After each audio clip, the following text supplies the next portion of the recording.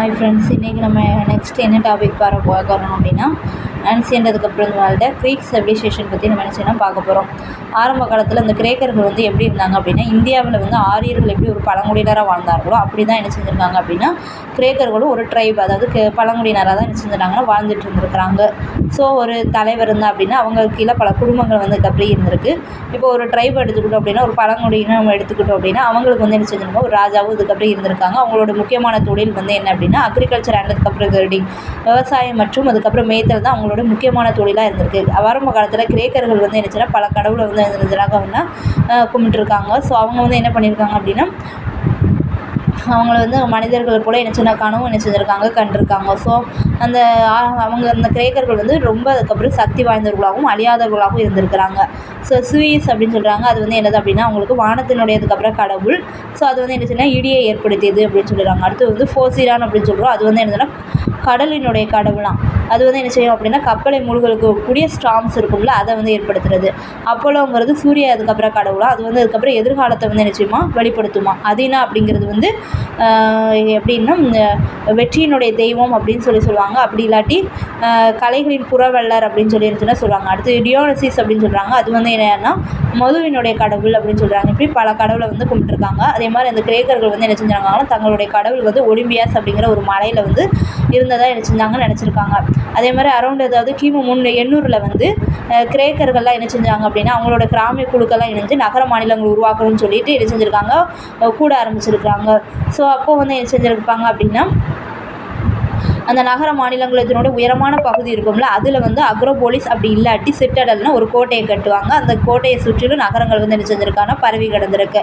So அதில் முக்கியமான நகரங்கள் தான் என்னதுன்னா ஸ்பார்டா, ஏதென்ஸ், அதுக்கப்புறம் மாசிடோனியா, அடுத்து வந்து கொரிந்த், அதுக்கப்புறம் திபெட்ஸ், அதுக்கப்புறம் வந்து அண்ட் அதர்ஸ் அப்படின்னு ஒரு இதில் வந்து ரொம்ப முக்கியமானதுங்கிறது ஸ்பார்டா அப்படிங்கிறது மற்றும் ஏதென்ஸ் அப்படிங்கிற நகர மாநிலங்கள் தான் ரொம்ப அதுக்கப்புறம் முக்கியமானது அப்படின்னு சொல்லி கொடுத்துருக்காங்க.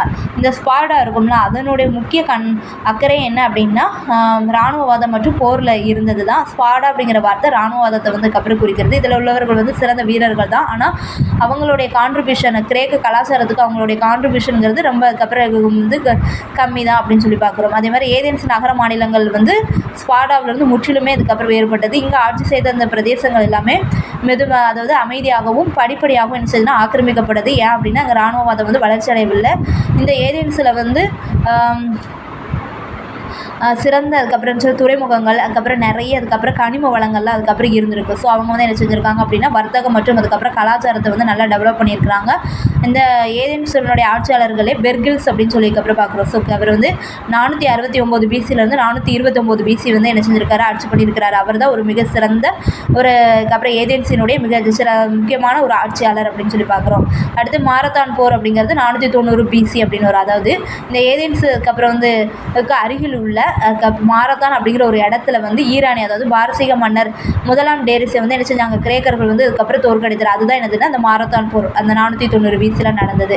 அடுத்து வந்து என்ன அப்படின்னா ஸ்பார்டா மற்றும் அதுக்கப்புறம் ஏதென்ஸுக்கு இடையில கிட்டத்தட்ட 431 பிசிலேருந்து 404 அதுக்கப்புறம் பிசி அவங்க ரெண்டு பேருக்கு இடையே நடந்த அந்த பெலோபனேசியன் அதுக்கப்புறம் வார்னால வந்து அதுக்கப்புறம் ஏதென்ஸுக்கு தான் என்ன செஞ்சது, அதில் வந்து என்ன செய்யணும் பின்னடைவு அவங்களுக்கு தான் அது சோகமாக அதுக்கப்புறம் முடிஞ்சது. ஸோ அதனால் மாசிடோனியாவினுடைய பிலிப் அப்படிங்கிறவர் வந்து என்ன செய்யணும் இந்த ஏதென்ஸினுடைய தோல்வியை தொடர்ந்து அவர் வந்து என்ன செய்யணும் அடுத்த ஆண்டுகளில் என்ன செய்யணும் தொடர்ந்து பல மாநிலங்களை வந்து கைப்பற்றினார். அதுக்கப்புறம் அவருடைய மகன் அலெக்சாண்டர் அப்படிங்கிறவர் வந்து தன்னுடைய 20 வயதில் உலகை வந்து வெல்லுறதுக்காக என்ன செஞ்சார்னா புறப்பட்டார். கிட்டத்தட்ட 13 வருஷத்தில், அதாவது 336 பிசியிலேருந்து 323 அப்புறம் பிசியில் தன்னோட தலைமையை ஏற்கணும்னு சொல்லி அனைத்து கிரேக்கத்தையும் என்ன செஞ்சாருன்னா கட்டாயப்படுத்தினார். அதே மாதிரி நம்ம வந்து அதுக்கப்புறம் ஈரானியன் சிவிலைசேஷனில் படித்தோம்ல அச்சமினிட் அதுக்கப்புறம் பேரரசு, அந்த பேரரசையும் இவர் என்ன செஞ்சாருன்னா தோற்கடித்தார். அதுதான் அவரை வந்து இந்திய எல்லைக்கு வரைக்கும் கொண்டு வந்துச்சான். அதுக்கப்புறம் ஜீலம் நதியில் போரஸ் அப்படிங்கிற மன்னரை வந்து 326 பிசியில் என்ன செஞ்சாருன்னா இவர் வந்து அதுக்கப்புறம் தோற்கடிச்சிருக்கிறாரு. அதுக்கப்புறம் மறுபடியும் என்ன செஞ்சுட்டார் அப்படின்னா மெசபடோமியாவுக்கு வந்து அதுக்கப்புறம் திரும்பி இருக்கிறாரு. ஸோ இவர் எப்போ அப்படின்னா 323 அதுக்கப்புறம் பிசியில் வந்து 32 வயசில் காய்ச்சலால் மரணம் அடைஞ்சிருந்தார்.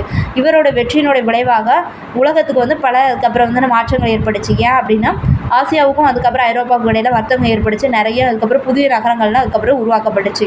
அதுக்கப்புறம் கிமு அதுக்கப்புறம் 2வது நூற்றாண்டில் வந்து ரோமானிய பேரரசு அப்படிங்கிறது வந்து கிழக்கு நோக்கி விரிவடைய தொடர்ந்தது. அவங்களுடைய வெற்றியின் விளைவாக கிரேக்கர்களுடைய அதுக்கப்புறம் முழு பேரரசும் முழு பகுதியும் பேரரசும் என்ன செஞ்சதுன்னா ரோமானிய பேரரசினுடைய ஒரு பகுதியாக மாறி இருந்தது. இதுதான் வந்து என்னது அப்படின்னா கிரேக்ஸுக்கு அப்புறம் வந்து சிவிலைசேஷன்.